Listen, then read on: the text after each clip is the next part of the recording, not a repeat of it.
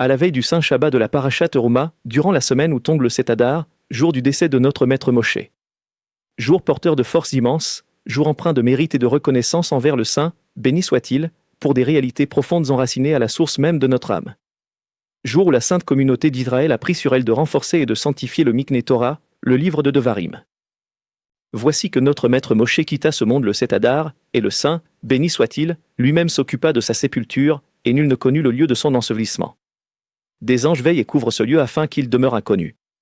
Ainsi trouvons-nous maintes fois dans les paroles de nos sages que l'on tenta de découvrir sa tombe, il montait sur la montagne et la voyait en contrebas, il descendait de la montagne et la voyait au sommet.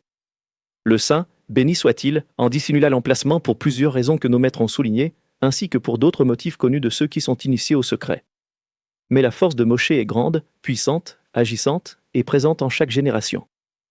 Il existe diverses opinions quant à la manière dont cette force se manifeste à travers les générations. Selon l'enseignement du Saint Zohar, ainsi que l'explication et l'interprétation des saints d'en haut selon leur service divin et leur élévation spirituelle, une opinion affirme que la lumière et la puissance de Moshe se diffusent dans chaque génération.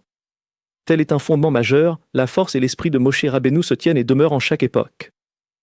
Où se trouvent-ils et où peut-on les rencontrer? Ils sont enfouis dans la Sainte Torah. Quiconque désire trouver Moshe Rabbeinu, le maître de tout Israël, père des prophètes, le trouvera dans la Sainte Torah.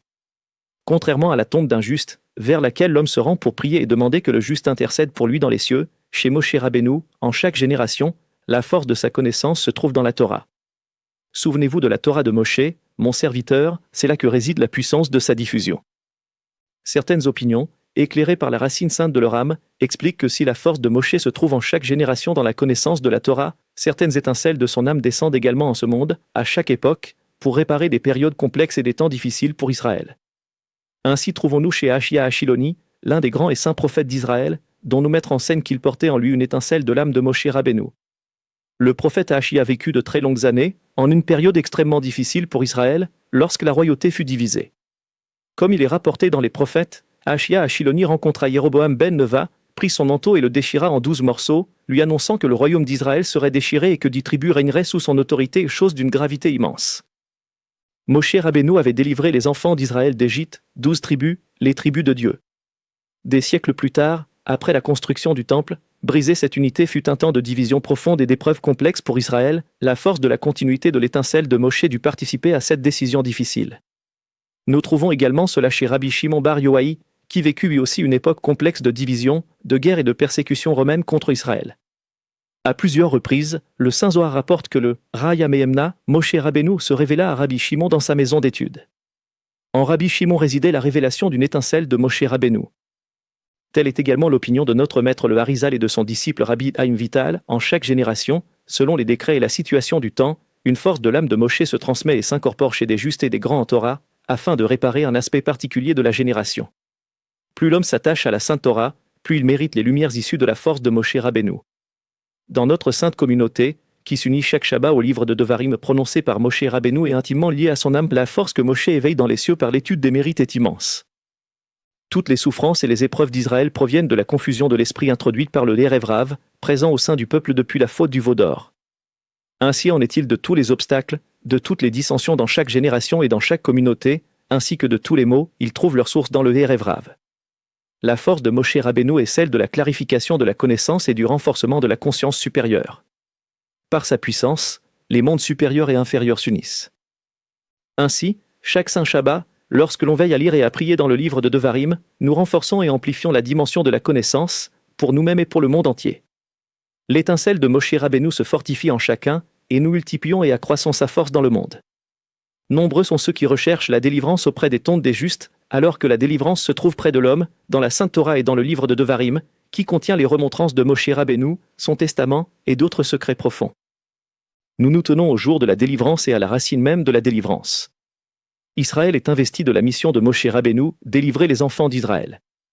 Comme le dit la Guémara, dès l'entrée du mois d'Adar, on augmente la joie. Rashi explique Adar et Nissan, car la délivrance réside en Adar. Le 7 Adar est le jour de la naissance de Moshe Rabbeinu, jour où, à sa venue au monde, la maison entière se remplit de lumière. Et à Pessah, il se leva pour faire sortir Israël d'Égypte. Notre maître le Horaïm, dans la Paracha Shemo, explique le verset « Nuit de garde est-elle pour l'Éternel, pour les faire sortir du pays d'Égypte, cette nuit est pour l'Éternel, nuit de garde pour tous les enfants d'Israël, pour leur génération. Selon ces paroles, l'Écriture fait allusion à 5 miracles prodigieux que cette nuit porta, le premier, au jour d'Avraham Avinu, lorsqu'il frappa les 4 rois et les attaqua de nuit, le second, lors de la sortie d'Égypte, comme il est dit, il advint à minuit, le troisième, au jour de l'Iskiyahu, lorsque l'ange frappa le camp de sang et rive, comme il est dit, et il advint en cette nuit-là, le quatrième, au jour de Mordecai et Esther, en cette nuit-là, le sommeil du roi fut troublé, le cinquième, lors de la délivrance future. Moshe Rabbeinu prolongea et amplifia la délivrance semée et enfouie pour la rédemption. Plus nous agrandissons et élargissons la connaissance supérieure issue de sa force, plus nous étendons sa présence dans le monde et renforçons l'accomplissement de « La terre sera remplie de la connaissance de l'Éternel », attirant des étincelles de Moshe Rabbeinu pour réparer la confusion engendrée par le « Erev Rav ». C'est pourquoi, en ce saint Shabbat qui s'annonce pour bénédiction, durant la semaine où tombe le Seth Hadar, jour gravé dans notre mémoire, jour de purification profonde par des raffinements semblables à celui de la tombe où une grande lumière est sortie dans le monde, le livre de Devarim, porteur d'enseignements et de fondements immenses qui éclairent et éclaireront le monde, voie pure du service divin. Et à mesure que le temps avance, cette lumière brille davantage, tel le soleil resplendissant. Renforçons le livre de Devarim de toutes nos forces, comme acceptation et commandement gravés pour mémoire éternelle, accroissons l'unité et éloignons-nous de la division, sanctifions la voie droite et bonne selon la pureté de la sainteté, dans le chemin de la sainte communauté. Le Shabbat n'est pas destiné au cri, et avec la force de Moshe Rabbeinu et du livre de Devarim, la délivrance est proche d'advenir.